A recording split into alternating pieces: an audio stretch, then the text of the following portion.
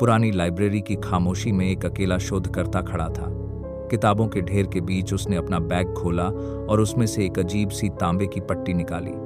पट्टी पर हजारों साल पुराने अक्षर उकेरे थे, कुछ साफ, कुछ घिसे हुए। लोग सालों से इसे नकली कहते रहे, लेकिन उसे पूरा भरोसा था कि यह असली है। डॉन साल के 1960 में डेड सी के पास एक तांबे की पट्टी मिली थी जिसमें छुपे हुए खजानों का ब्यौरा था।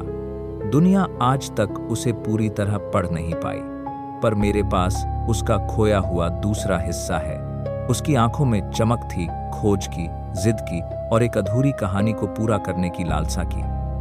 वह अकेला निकल पड़ता है, पहाड़ों पर चढ़ता है, टूटे फूटे खंडहरों में घूमता है, हवा और धूप के बीच पट्टी को झुकाकर अक्षरों को समझने की कोशिश करता है। कोई साथी नहीं, कोई गाइड नहीं, बस वह और उसकी अपनी सांसों की आवाज।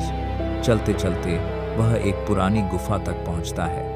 अंदर अंधेरा है, सिर्फ उसकी टॉर्च की पतली रोशनी। दीवारों पर उसे वही निशान दिखते हैं जो पहली पट्टी पर उकेरे थे। वह टॉर्च घुमाता है और अचानक एक जगह हल्की सी चमक दिखती है। वह पास जाता है, एक छोटी तांबे की दूसरी पट्टी दीवार में फंसी हुई।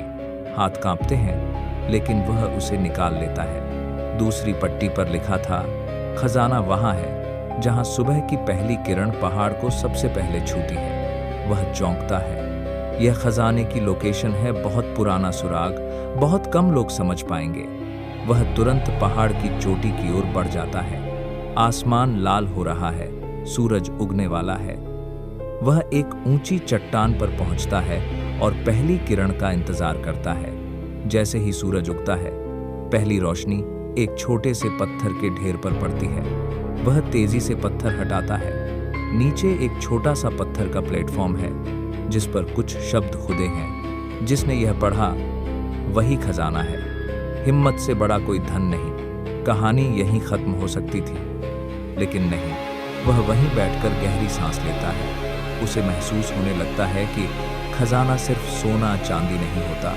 कभी कभी खजाना वो यात्रा होती है जो आपको आपकी असल पहचान दिखा दे। वह मुस्कुराता हुआ उठता है और पीछे देखे बिना चलने लगता है।